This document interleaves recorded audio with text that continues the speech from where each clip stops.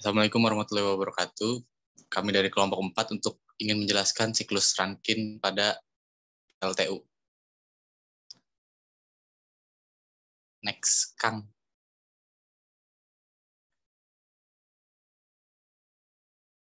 Ya, pendahuluan. PLTU mengonversikan tenaga uap menjadi tenaga listrik. PLTU mempunyai komponen penyusun yang menjadi suatu sistem yang sering disebut dengan siklus Rankine. Siklus Rankine merupakan siklus dasar dalam pengoperasian semua pembangkit yang menggunakan fluida. Dengan mengetahui prinsip dasar dari siklus Rankine, di sini kita akan menjelaskan gambaran bagaimana PLTU bekerja. Selanjutnya, Kang.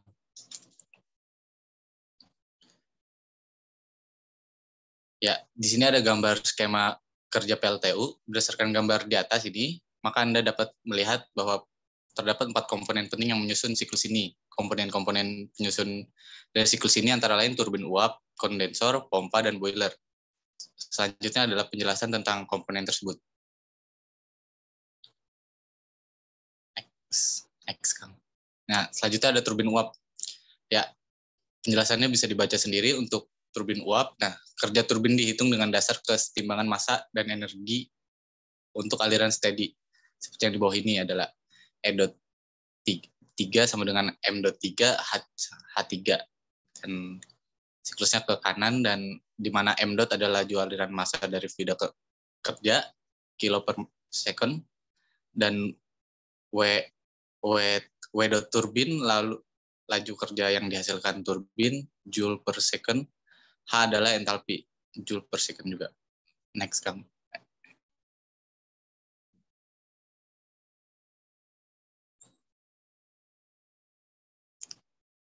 Next, Kang, boleh. Ya, selanjutnya ada kondensor.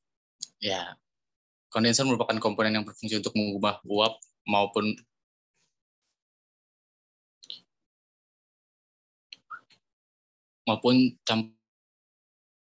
keluaran turbin menjadi cair atau cair jenuh. Jumlah panas yang dilepas pada kondensor Q-out dapat dihitung sebagai berikut. Ini adalah dasar keseimbangan massa untuk aliran steady. Ya, dengan rumusnya di mana M. adalah laju aliran massa fluida kerja, Q.out jumlah panas yang dilepas pada kondensor, dan H adalah entalpi. Selanjutnya, Kang. Ya, selanjutnya ada pompa. Pompa ini merupakan komponen yang berfungsi untuk meningkatkan tekanan fluida sebelum masuk ke boiler. Daya tersebut akan memutar impeller di dalam pompa, lalu putaran dari impeller ini akan mengarah dan meningkat tekanan fluida. Dengan pompa menggunakan volume atur di sekitar pompa, mengasumsikan tidak ada perpindahan kalor dengan energi sekitarnya. Kesetimbangan laju massa energi adalah seperti yang di bawah ini, rumus-rumusnya, dan itu adalah siklusnya, di mana M adalah laju aliran massa dari fluida kerja, dan H adalah entalpi, dan WP per M. tenaga masuk per unit massa yang melalui pompa. Selanjutnya, Kang.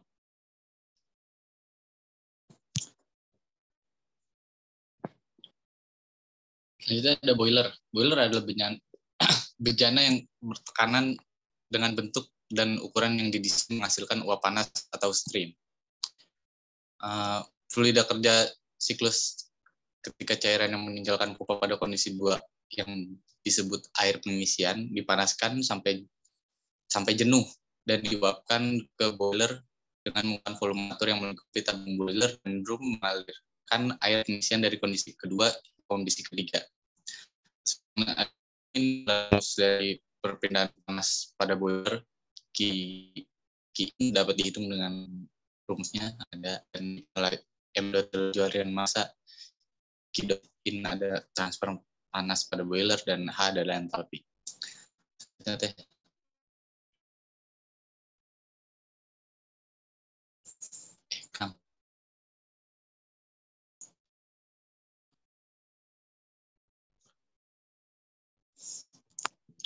Ya, ini ada proses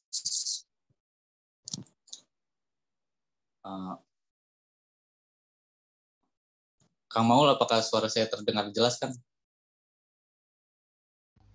Jelas, Kang. Ya. Sekarang ada proses siklus Rankine. Proses 1 dan 2, fluida kerja atau air memasuki pompa, kemudian dikompresi oleh pompa sehingga meningkatkan tekanan dari fluida kerja. Pada fase ini, fluida kerja masih berwujud cair atau cair jenuh, sehingga pompa tidak membutuhkan input tenaga yang terlalu besar. Secara ideal, pada proses ini tidak terjadi perubahan entropi. Ini adalah contoh siklus Rankinnya yang seperti di gambar atas ini. Selanjutnya, Kang. Ya, untuk proses 2 ketiga, fluida bertekanan tinggi hasil kompresi pada pompa masuk ke dalam boiler. Pada boiler ini, fluida secara isobaris tidak ada perubahan tekanan selama proses. Panas boiler dapat didapatkan dari hasil pembakaran dari luar, seperti pembakaran batu bara, solar, maupun reaksi nuklir. Pada proses ini terjadi perubahan wujud fluida dari fase cair menjadi sempurna. Kemudian menjadi uap jenuh, hingga uap lanjut kondisi superheat.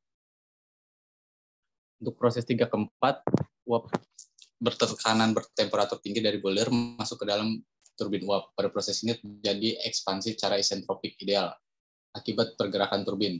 Selanjutnya ada proses 4 ke 1, fluida keluar dari turbin dalam kondisi bertekanan rendah dengan wujud campuran maupun masih dalam kondisi uap.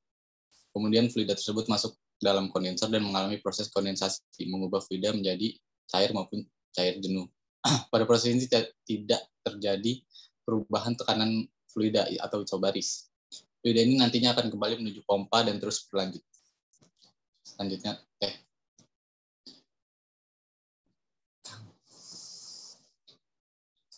Ya, ini adalah analisa energi pada siklus Rankine. Keempat komponen tersebut bekerja dalam kondisi steady state dan steady flow dengan mengasumsikan bahwa tidak ada perubahan energi kinetik dan potensial yang terjadi di setiap proses. Dengan menggunakan hukum kekekalan massa dan energi, maka didapatkan analisa sebagai berikut.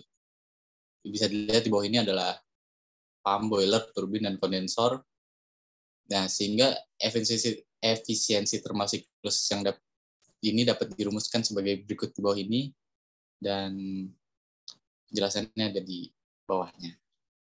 Selanjutnya, Kang.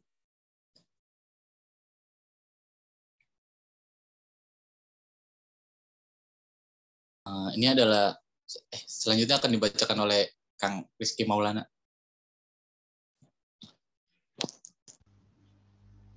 Baik, akan saya lanjutkan. Di sini ada deviasi yang terjadi pada kondisi aktual dari siklus Rankine ideal. Sebagai hasil dari irreversibilitas dari beberapa faktor lain seperti gesekan fluida dan head loss pada sekitar, maka terjadi deviasi pada kondisi aktual pada siklus tersebut.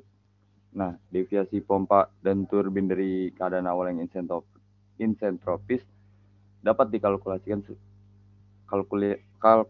kembali menggunakan efisiensi dapat dikalkulasikan kembali menggunakan efisiensi isentropik yang didefinisikan sebagai berikut. Next.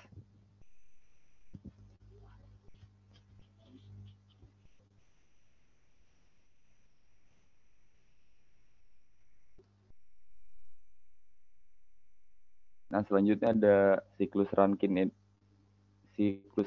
reheat ideal. Fluida hasil keluaran turbin, high pressure turbin, biasanya masih memiliki tekanan dan temperatur yang cukup tinggi. Hal ini dapat dimanfaatkan dengan mengalirkan kembali fluida tersebut melalui boiler, namun tanpa terjadi kontak langsung dengan fluida sebelumnya. Tujuannya adalah menyerap kalor yang berada di boiler, sehingga akan meningkatkan temperatur dan entalpi dari fluida tersebut. Kemudian fluida tersebut diarahkan kembali ke dalam turbin, ke dalam low pressure turbin. Proses seperti ini disebut dengan proses reheat. Penggunaan siklus seperti ini akan meningkatkan efisiensi sebesar 4 hingga 5% akibat dari peningkatan temperatur rata-rata dari panas yang diberikan pada fluida. Nah, akumulasi panas yang diberikan dan total kerja turbin dari siklus reheat menjadi sebagai berikut. Next.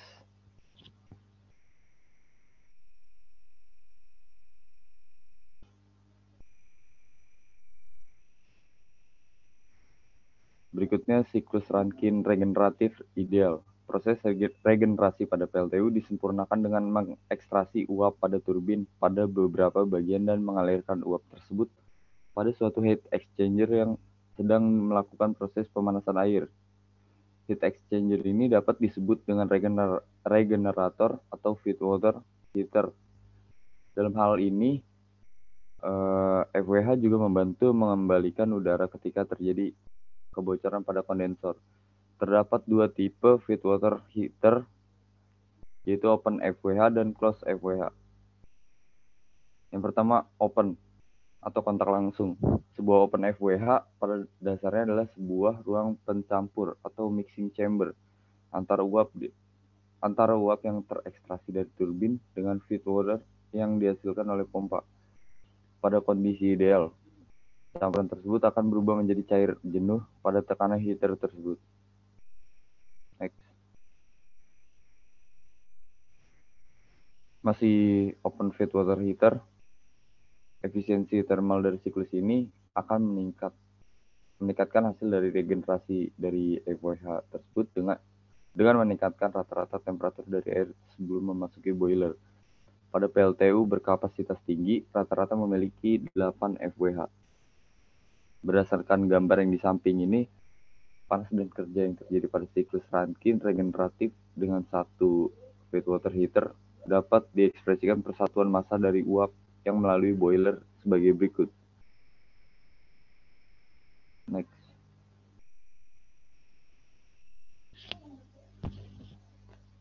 Nah, selanjutnya tertutup atau closed feed water heater. Dalam closed feed water heater, panas dipindahkan dari uap hasil ekstraksi menuju feed water tanpa terjadi kontak langsung antara kedua fluida tersebut, sehingga kedua fluida tersebut dapat memiliki tekanan yang berbeda. Pada ideal closed feed water heater, uap yang terekstraksi tersebut akan keluar dari heater dalam bentuk cair jenuh pada tekanan uap tersebut.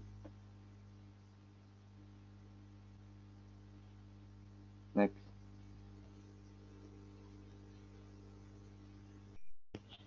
Selanjutnya ada cogeneration.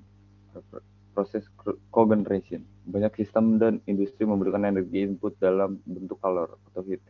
Disebut proses heat. Beberapa industri seperti industri kimia dan kertas sangat tergantung pada proses heat.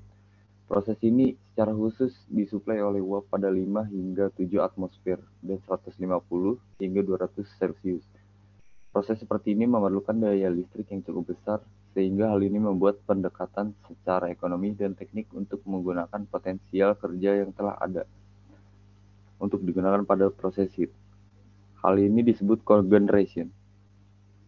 Dalam siklus cogeneration pada gambar di samping, semua uap diarahkan menuju unit untuk proses pemanasan dan tidak ada yang menuju kondensor.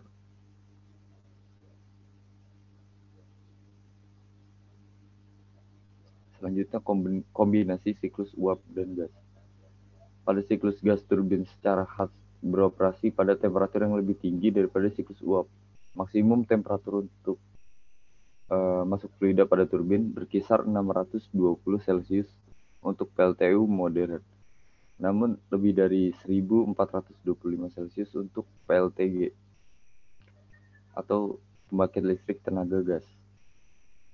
Terlihat bahwa lebih dari 1500 Celcius yang keluar dari ruang bakar. Hal ini dapat menjadi keuntungan tersendiri ketika dua siklus ini dapat dikombinasikan dengan temperatur dan tekanan yang tinggi dari keluaran turbin gas. Maka energi ini dapat dimanfaatkan untuk memanaskan fluida yang ada pada siklus uap. Dengan begitu, pemanasan untuk siklus uap dapat terbantu oleh fluida keluaran dari turbin gas. Siklus seperti ini disebut siklus kombinasi atau combined cycle. Siklus ini dapat mencapai efisiensi termal yang cukup tinggi hingga 60%.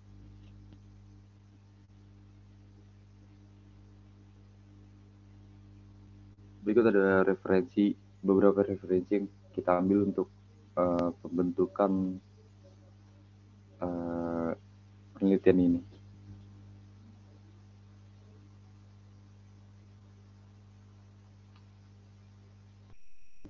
Sekian dari saya.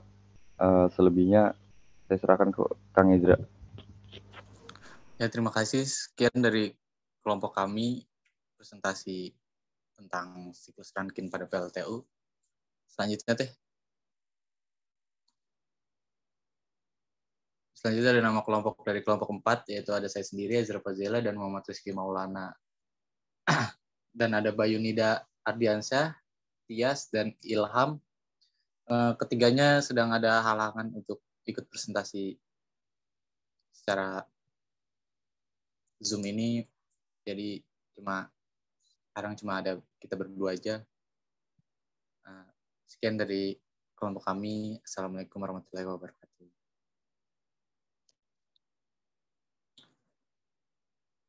Terima kasih.